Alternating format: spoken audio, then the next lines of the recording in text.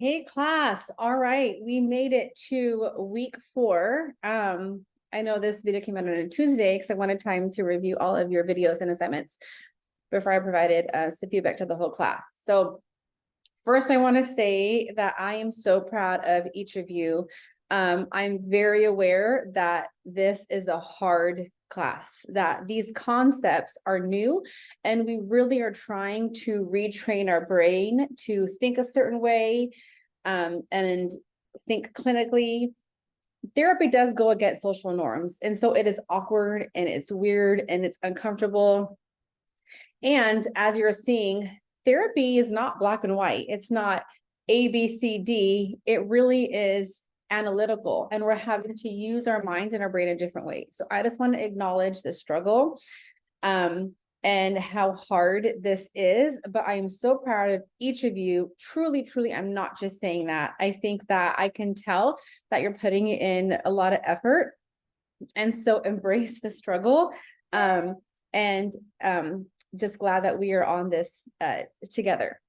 So I do want to say, for this week, we're going to be focused on systemic. And so this week we're learning about systemic, and then next week we're practicing and putting into practice the systemic theory. And then the following 2 weeks, it's CBT.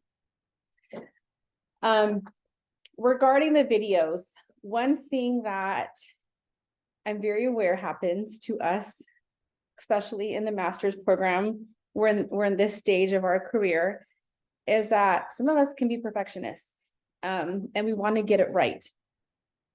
And we really want a good grade. And while I think that's important, I can promise you this, is your client, when you start doing therapy, your client is not going to care what grade you got in your theories class. Your client is not going to care what your GPA is. Your client is going to care, do you have the skills needed in order to help me?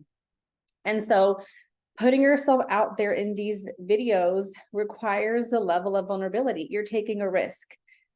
The same risk and vulnerability we are going to ask of our clients. And so you're going to learn to be comfortable being uncomfortable. The other thing is,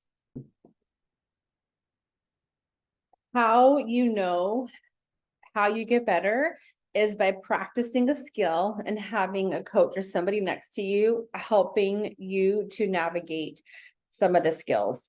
And so it's unrealistic for you to think you're going to get these skills down the first time. It's just not reality.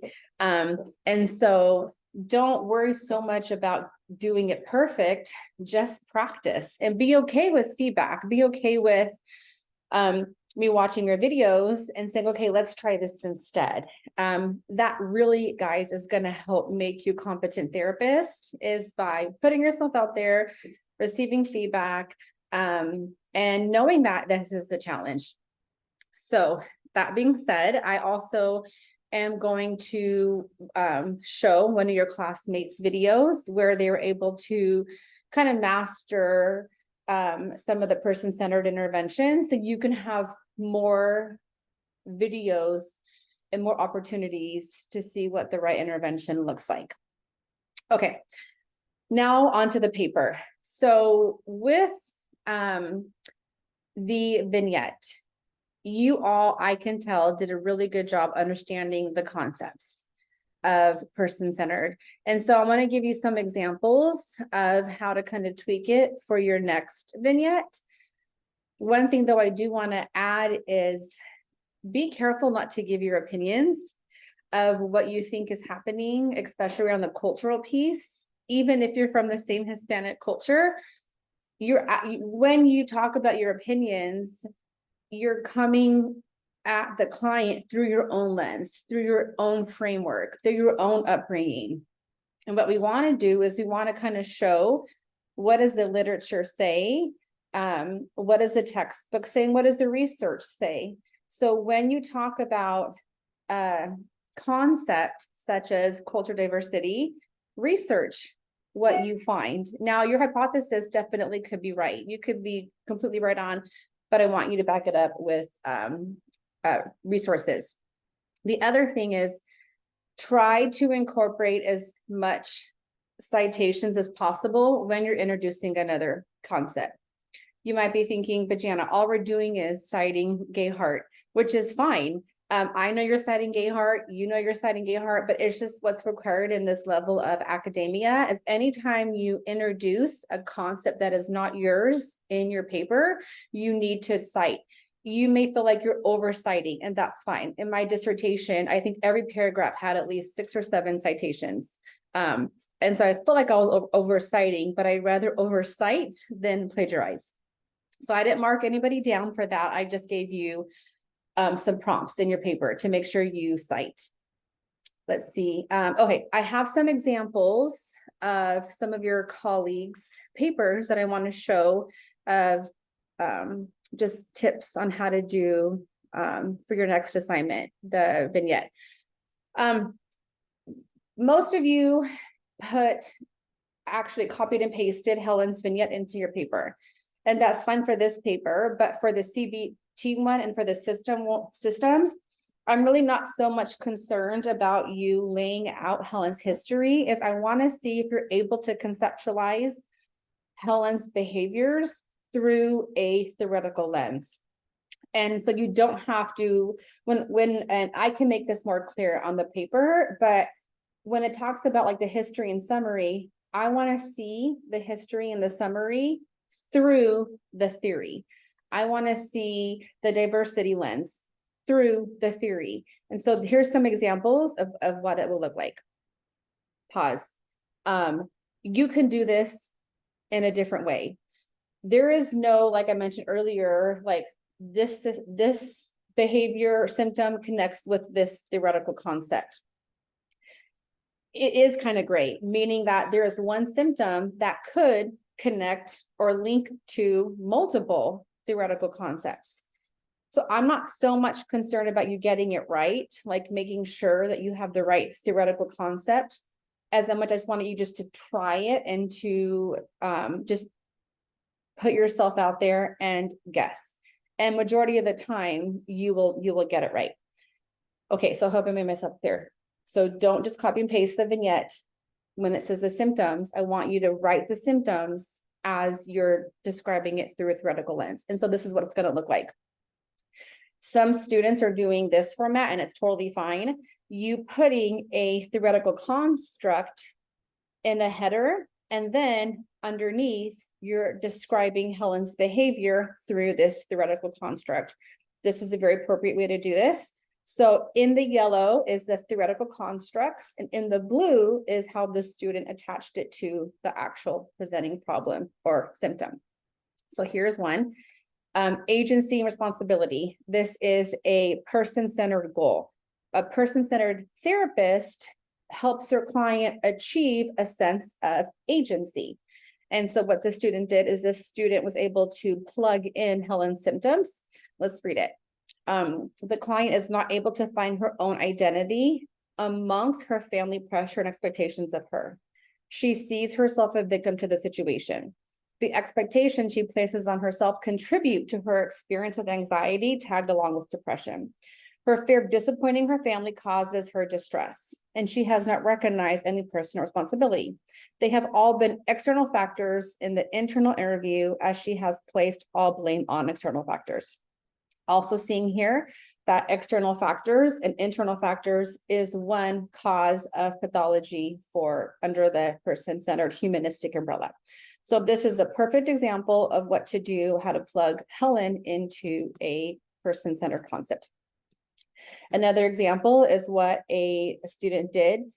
Oh, and mind you, you want to cite it. So what this, sorry, I'm going to backtrack. What this student did is this student actually cited it beforehand. And so they cited the Gestalt theoretical approach.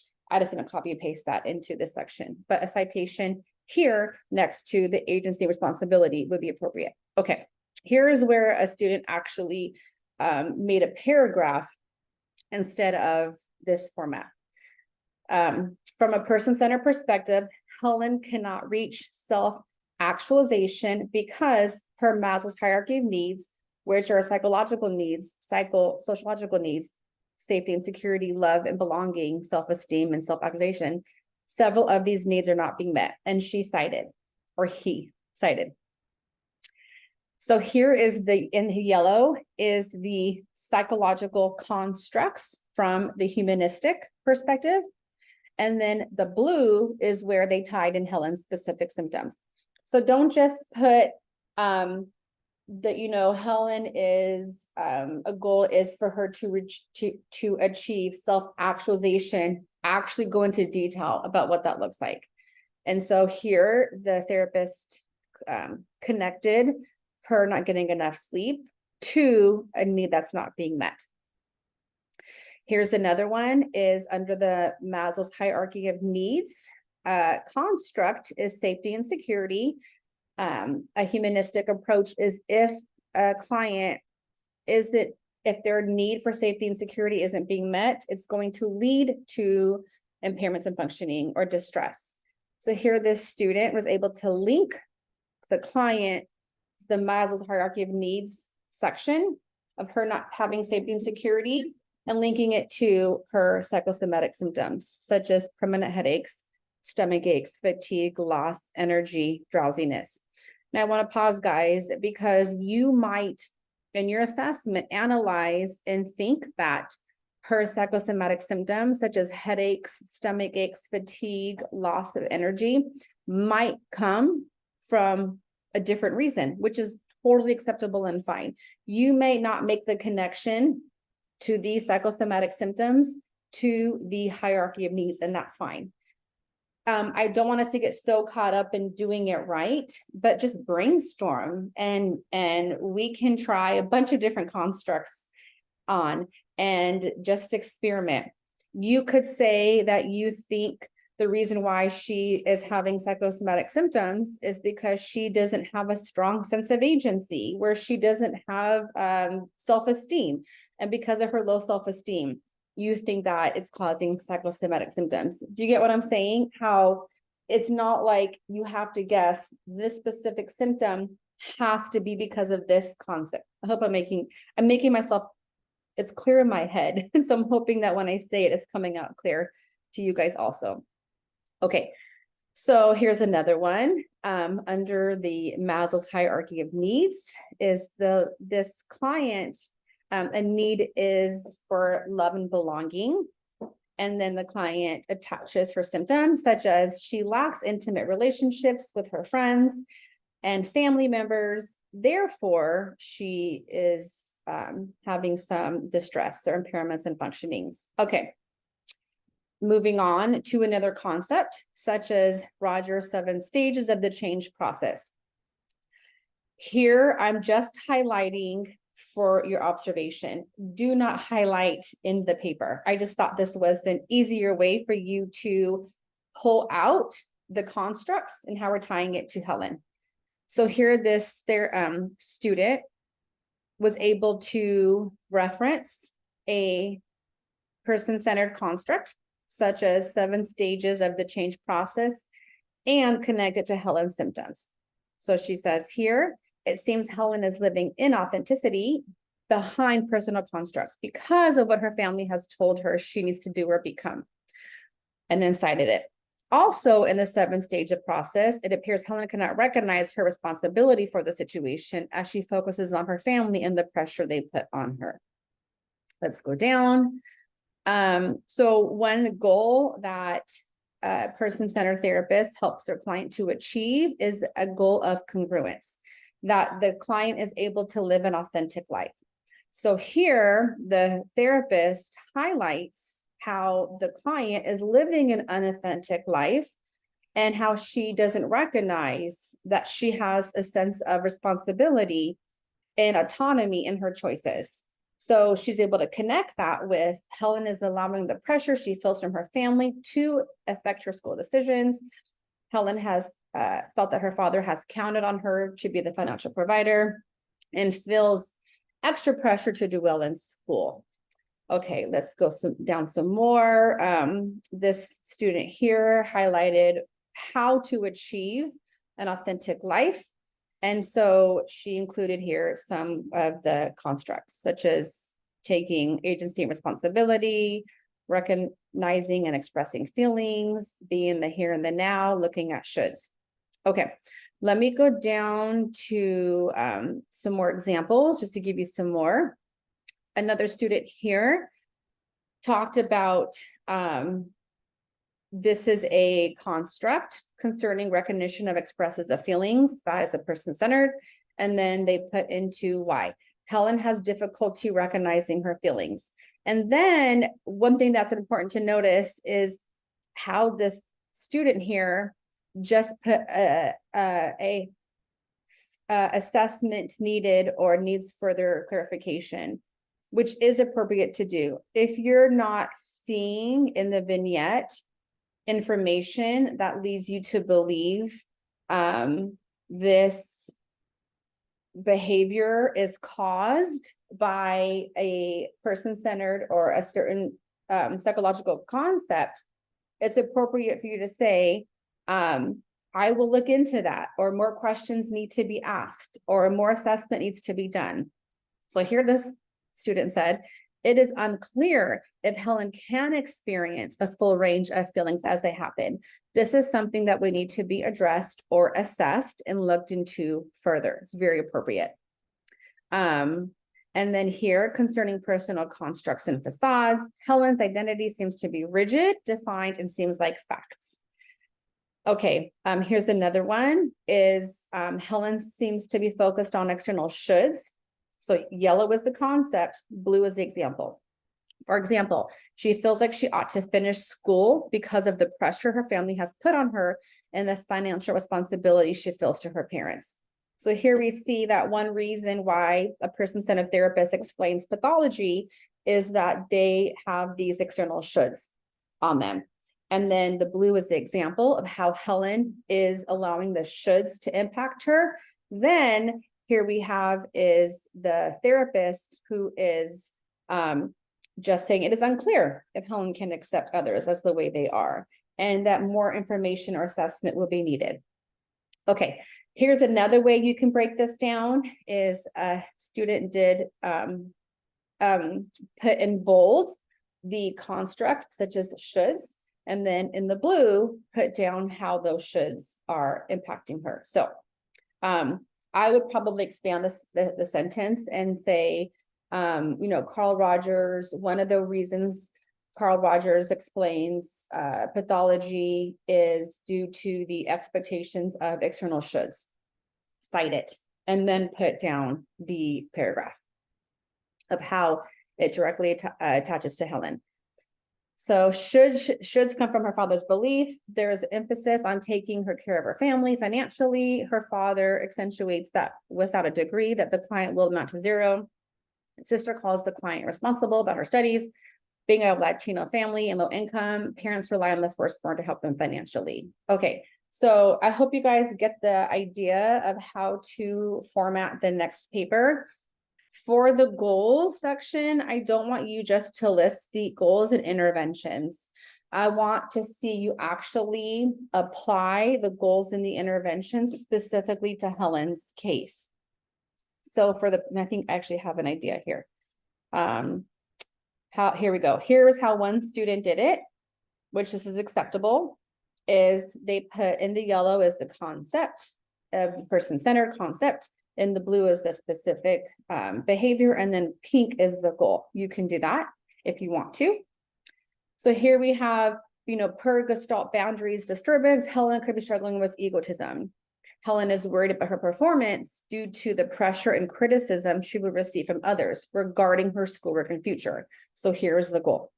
The goal is to help her not allow outside influences such as criticism, pressure, and people-pleasing to influence her, which contributes to her pathology. The goal is to increase boundaries with her family. This would be a very appropriate way to format your next paper. Another one here is this student actually talks about the boundary disturbances. So in Gestalt boundary disturbances, which causes pathology, Helen's relationship with people, especially her family, can be categorized as introjection. Introjection is a psychological concept from person-centered, where she has taken their perception and opinions of truth and internalizing those words leading to deeper distress in her life. Okay, let's go down. Here is, let's see here. Here's another one where the student highlights the change process, the concept from person-centered, and then here in the blue is the actual behaviors, the perfectionism, how she's concerned with criticism, and then the goal is for her to increase awareness of self, increase desire to be her real self. You can do that, or what you could do is you could just list the goals right here. So the goals would be to initially to decrease the need to fulfill others' expectation by helping Helen identify and own the feelings underneath her phobias through journaling on a daily basis, accepting honest, negative, and positive feelings for family and school with a citation. So the other idea is you can just list like here, goal 1, and then you can list goal 2. I'm just going to copy and paste here. And so you can see, another goal would be a way to format is so you can do your goals this way.